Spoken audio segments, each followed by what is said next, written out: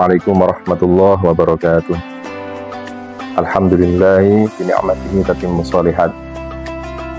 Bi-fadlihi tatanazzalul khairatu wal barakat. Wa bi taufiqihi tatahaqqaqu al maqasid wal ghayat. Allahumma shalli wa sallim wa barik wa karim ala sayyidis sadat wa qudwatil qadat habibina wa syafi'ina wa qurrati a'yunina Muhammadin sallallahu alaihi wa ala sallam wa ala alihi wa ashabihi ilal yaumil ladzi wa'ad. Amma ba'd.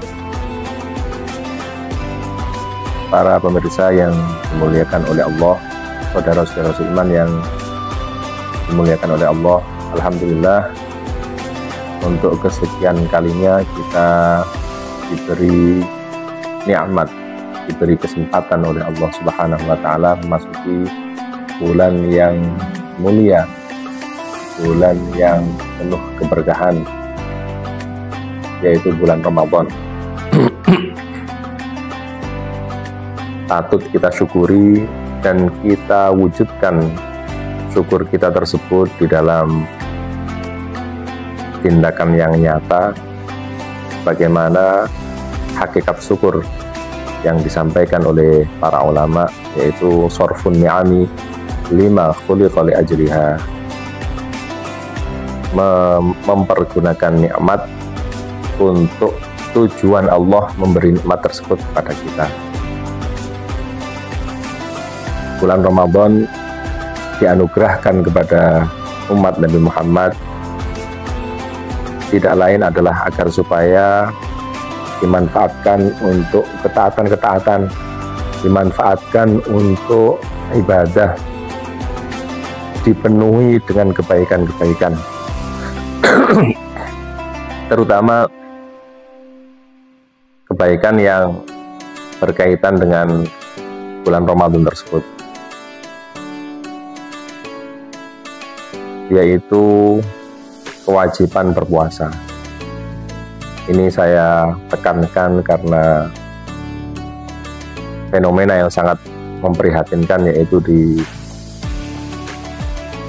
tempat-tempat umum atau di pasar atau di keramaian-keramaian masih banyak sekali orang-orang yang makan dan minum dengan secara terang-terangan. Yang pertama, di samping itu berarti tidak berpuasa. Ya, kalau memang orangnya adalah orang Muslim, maka dosa besar ya, karena puasa ini adalah wajib, selamanya akan wajib, ila yaumil qiyamah wajib. Dan kewajiban puasa itu adalah minal ma'lum minal darurah, sesuatu yang harus diketahui secara pasti, baik orang awam maupun orang alim. Tidak ada udzur untuk tidak mengetahuinya. Tidak ada udzur untuk tidak mengetahuinya. Kalau umpamanya dia jahid ya, atau ingkar, maka seketika itu juga dia akan keluar dari agama Islam. Nah ini yang kedua, hal tersebut tentunya mencederai atau mencacatkan kehormatan bulan Ramadan. Bulan Ramadan yang seharusnya adalah identik dengan ibadah puasa, ini kok ada orang yang terang-terangan untuk makan dan minum, ya itu adalah berarti seakan-akan menghina bulan puasa. Para pemirsa yang dimuliakan oleh Allah, saudara-saudara seiman, ya, terkait dengan puasa, ya, perlu kita ketahui bahwa puasa ini mempunyai dua rukun. Yang pertama adalah niat, yang kedua adalah mencegah dari perkara-perkara yang membatalkan puasa, yang berupa makan, minum, berhubungan suami istri, termasuk istimna atau bersenang-senang dengan istri ya, yang sampai mengeluarkan mani, mulai dari fajar yaitu waktu sholat subuh sampai tenggelamnya matahari atau waktu sholat maghrib.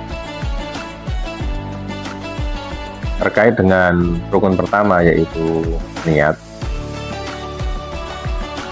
dasar dari kewajiban niat adalah hadis innamal a'malu binniyat, sesungguhnya sahnya amal-amal adalah hanyalah dengan niat. Kemudian khusus untuk puasa wajib, nah ini ada kewajiban menginapkan niat atau melaksanakan niat di malam hari belum masuk melakukan puasa itu sendiri, yaitu mulai dari maghrib sampai subuh malam besoknya puasa. Itu tempatnya niat puasa wajib ya. Puasa wajib termasuk puasa bulan Ramadan. Dengan puasa sunnah ini tidak wajib menginapkan niat. Dasar dari menginapkan niat adalah man lam yubayyitis syiyam, ya, hadis yang diriwayatkan yaitu man lam yubayyitis syiyam fala syiyamalah. Dalam satu riwayat man lam yu'arribis syiyam fala syiyam. Barang siapa tidak mempersiapkan puasa atau niat puasa di malam hari, maka dia puasanya tidak sah, gitu ya, puasanya tidak sah. Nah, karena waktu niat yang sebelum melakukan puasa tersebut, ya, maka para ulama memberikan kehati-hatian, ya, atau memberikan pelajaran bagi kita orang awam, kehati-hatian, ya, kehati-hatian, karena sangat rawan sekali orang itu lupa untuk niat puasa. Kalau sampai lupa untuk niat puasa, maka dia tetap tidak boleh makan dan minum sampai maghrib, dan puasanya harus diqodhoi karena tidak melakukan rukun pertama yaitu niat. Ya, ini resikonya seperti itu. Ya. Maka para ulama mengajak kita untuk berhati-hati. Di antara langkah-langkah atau kiat-kiat yang disampaikan oleh para ulama yaitu bagi kita, ya, menganut mazhab Al-Imam Muhammad bin Idris Asy-Syafi'i, ya, kita dianjurkan untuk mengikuti pendapatnya Imam Malik, ya, yaitu di awal Ramadan, di malam pertama bulan Ramadan itu kita niat untuk 1 bulan penuh, nawaitu shoma syahri Ramadan taklidan lil imami Malik. Jadi saya niat puasa penuh bulan Ramadan karena mengikuti mazhab Imam Malik. Ya, karena di dalam mazhab Malik itu puasa itu adalah ya satu paket, gitu ya. Jadi 1 bulan kewajibannya adalah 1 paket atau 1 bulan Ramadan penuh itu, ya, bisa diniati 1 kali. Kalau dalam mazhab Imam Asy-Syafi'i, ya, setiap hari itu adalah ibadah tersendiri, sehingga setiap malam wajib niat untuk besoknya. Dan juga di dalam tradisi kita Indonesia, ya, di Indonesia para ulama juga menjadikan niat ini sebagai pujian, sebagai senandung sebelum atau menunggu waktu iqamah. Nah, ini dalam rangka mengingatkan kita, ya, agar supaya tidak lupa niat. Kalau lupa niat itu nanti tetap tidak boleh makan dan minum, tapi puasanya tidak jadi. Begitu juga setelah setelah sholat tarawih dan sholat witir, itu juga kita melakukan niat bersama-sama, nawaitu shoma ghadin an adai Ramadhani hadis nanti Rabbana ta'ala. Para pemirsa yang dimuliakan oleh Allah, juga termasuk niat, ya, yaitu sahur. Ya. Juga termasuk niat itu yaitu sahur. Ya. Di samping sahur itu sendiri adalah sunnah dari Rasulullah Shallallahu Alaihi Wasallam. Ya, bagaimana sabda Rasulullah, wala tazalu ummati fi khairin ma ajjalul fitra wa akharus sahur. Tidak henti-henti umatku di dalam kebaikan selagi masih menyegerakan berbuka dan mengakhirkan sahur. Jadi waktu sahur memang mulai tengah malam, tapi mengakhirkan sahur itu adalah sunnah. Dan sahur sendiri itu bisa juga menjadi simbol dari niat atau menjadi sebuah niat. Ya. Nah, bagaimana yang disampaikan oleh Al-Imam Ibrahim Al-Bajuri dalam kitabnya, walau akala au syariba khaufan minal ju'i awil atsi naharon, ya, awim tana'a minal akli awil syurbi awil jima'i khaufa tulu'il fajri, ya, falau khatara bibalihi as-sawmu bisifatil ladhi yushtaru ta'arudu laha kafa dzalika finniyati. Ya, yang artinya adalah kalau umpamanya ada orang yang makan atau minum karena khawatir lapar atau haus di dalam siangnya nanti, ya, di siangnya nanti, ini makanya makan dan minum sebelum sholat, sebelum fajar, ya, atau dia mencegah diri dari makan, minum atau berhubungan suami istri karena khawatir nanti khawatir nanti terbit fajar atau khawatir nanti kesubuhan. Ya, sebelumnya itu sudah hati-hati, sudah antisipasi untuk mencegah diri dari makan dan minumnya.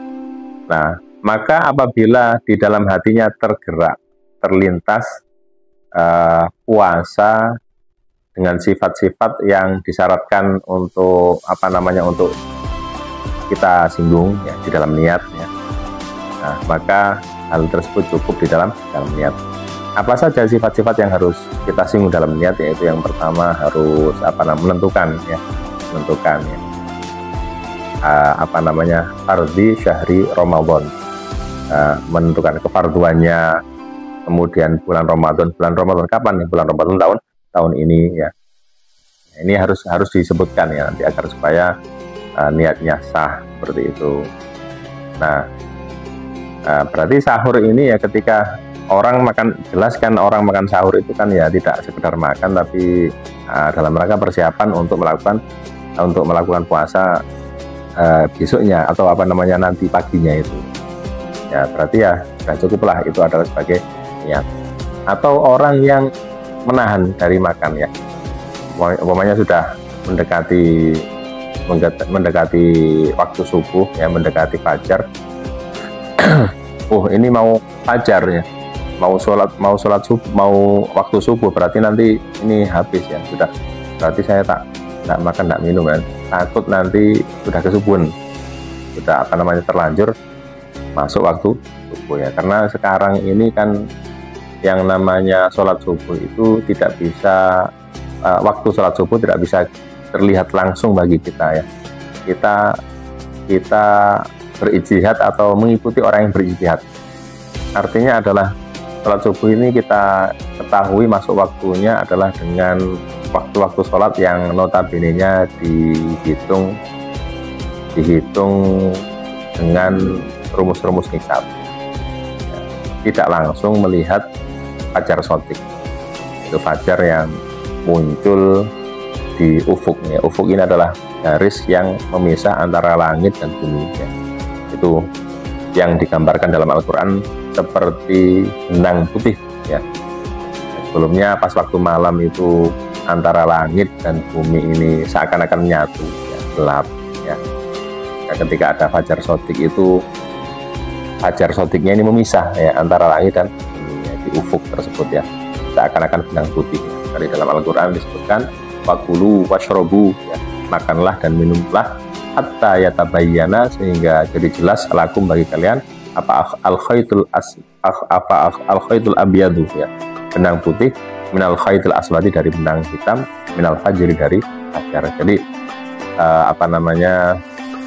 perumpamaan Al-Quran adalah benang putih, memang ngelirit, ya, malang seperti ini, ya, horizontal seperti itu fajar khotim. Ini idealnya adalah dilihat langsung, tapi kalau melihat kalau terutama di daerah Gondang atau di daerah Pajet yang pegunungan seperti ini, ya, ufuk timur tidak terlihat, ya, dan jarang sekali sekarang muadzin itu melihat langsung, ya, fenomena masuknya waktu sholat. Pasti berpegang pada jadwal waktu sholat yang dihitung secara hisab. Nah, karena ini adalah ijtihad, ya, hasil ijtihad, ya. Nah, hasil ijtihad itu adalah sifatnya adalah tidak pasti, ya, masih menduga-duga, maka sudah seharusnya ihtiyat atau berhati-hati. Maka sekali lagi, ya, para pemirsa yang dimuliakan oleh Allah, ya, kalau ada orang yang sudah merasa bahwa waktu subuh itu sudah mendekat dan dia meninggalkan makan dan minum, maka karena khawatir nanti kesubuhan, maka itu juga bisa dikatakan sebagai. Nah, perlu kita garis bawahi, ya, yang disampaikan oleh Al-Imam Ibrahim Al-Bajuri ini mengingatkan kita pada imsak, ya. Jadi waktu imsak yang digagas oleh para ulama, imsak, yaitu 10 menit sebelum waktu subuh, ya, 10 menit sebelum waktu subuh hasil hitungan hisab. Nah, sebenarnya, ya, di dalam hadis sendiri, di dalam sunnah Rasulullah sendiri, substansi dari imsak ini sudah terjadi atau sudah dilakukan oleh Rasulullah. Bagaimana hadis yang diriwayatkan oleh Zaid bin Thabit, ya, dan periwayat yang lain banyak redaksinya di dalam Sahih Bukhari, ya. Salah satunya adalah tasaharna, yang diucapkan oleh Sayyidina Zaid bin Thabit, tasaharna ma'an Nabi sallallahu alaihi wasallam summa qama ila sholat. Kami sahur bersama Rasulullah. Nah, ini sahur bersama ini, ya, yang sunnah sebenarnya. Kalau buka bersama, ya, apa ada tuntunannya apa tidak, ya, kurang tahu, ya. Kami kurang tahu, tapi ini tasaharna, ya, sahur bersama ini yang sunnah. Tasaharna, kami bersahur bersama Rasulullah, kemudian ya, pakai summa, berarti ada selisih, ada tenggang waktu antara sahur dengan sholat. Summa, kemudian kami melakukan sholat. Kemudian ada yang bertanya, kam kana bainas sahuri wal adzani, berapa dulu selisihnya antara sahur dan azan? Ya, Zaid bin Thabit menjawab, qadra khamsina ayat, sekadar 50 ayat. Dijelaskan oleh Al-Imam Ibnu Hajar Al-Asqalani bahwa ayat yang disampaikan di dalam hadis ini adalah ayat yang sedang-sedang, ya, tidak terlalu panjang, tidak terlalu pendek. Ya, para ulama mengira-kirakan bahwa itu adalah antara 12 atau 10 menit, ya. Ya, itulah yang dinamakan dengan waktu imsak, ya. Waktu imsak, ya. Penamaan imsak itu ada, karena memang imsak, ya, mencegah, bukan berarti itu adalah awal dari puasa, ya. Tidak ada yang mengatakan bahwa waktu imsak itu adalah awal dari puasa. Tidak ada. Waktu imsak itu adalah awal dari puasa, tidak ada. Sekali lagi, tidak ada. Jadi, waktu imsak itu adalah waktu mulai hati-hati, ya, tidak makan, tidak minum, biar tidak terlanjur masuk waktu subuh. Nah, itu juga dilakukan oleh Rasulullah, dan imsak ini adalah sunnah. Ya, sekali lagi, imsak itu adalah sunnah. Jangan sampai para pemirsa yang dimuliakan oleh Allah, kita mengikuti catatan-catatan yang berseliweran di sosmed, yaitu mengatakan bahwa waktu sahur itu ketika azan dikumandangkan masih berjalan. Jangan, sekali lagi jangan ya. Mereka berpegang pada hadis, yaitu idza sami'a ahadukum an-nidaa wal ina'u ala yadihi fala yadhahu hatta yaqdiya hajatahu. Ketika salah satu di antara kalian semuanya mendengar azan, sementara wadah makan atau wadah minum masih ada di tangan, maka jangan diletakkan sehingga engkau habiskan ya. Sehingga ini menurut sebagian dari para orang-orang yang mengartikan bahwa sahur itu walaupun sudah azan dikumandangkan masih bisa makan. Jangan sampai ya, tidak ada imam mujtahid yang mengatakan seperti itu sama sekali ya di dalam mazhab ya. Allah ya. Satu dua hadis dia ketahui sudah menyimpulkan hukum ini sangat berdosa sekali ya. Karena hukum itu tidak hanya satu dua hadis ya, berbagai macam hadis dikumpulkan, dikompromikan. Maka dari itu ya, ini yang benar adalah sesuai dengan apa yang difirmankan oleh Allah, makan dan minum itu sampai fajar shodiq, hatta yatabayyana lakumul khaytul abyadu minal khaytil aswadi minal fajr. Kesimpulannya adalah imsak itu adalah sunnah yang sudah ditradisikan oleh baginda Rasulullah Shallallahu Alaihi Wasallam serta para sahabat. Walaupun penamaannya belum ada, tapi kemudian dinamakan dengan imsak, yaitu kehati-hatian seseorang untuk tidak makan dan tidak minum mulai sebelum masuk waktu subuh, sekitar sekadar 50 ayat atau dikira-kirakan menjadi 10 menit tadi. Yang kedua adalah ketidakbenaran seseorang yang mengatakan bahwa sahur itu bisa dilakukan walaupun sudah dalam keadaan azan. Kemudian yang ketiga yang bisa kita simpulkan adalah sahur itu sendiri ya, atau imsak itu sendiri itu adalah sudah merupakan niat apabila terlintas di dalam hati orang yang sahur dan orang yang melakukan imsak ya sebelum masuk puasa, itu terlintas di dalam hatinya dia akan melakukan puasa besoknya, seperti itu. Mudah-mudahan apa yang saya sampaikan memberi manfaat bagi kita semuanya. Wallahul muwaffiq ila aqwamit thoriq. Wassalamualaikum warahmatullahi wabarakatuh.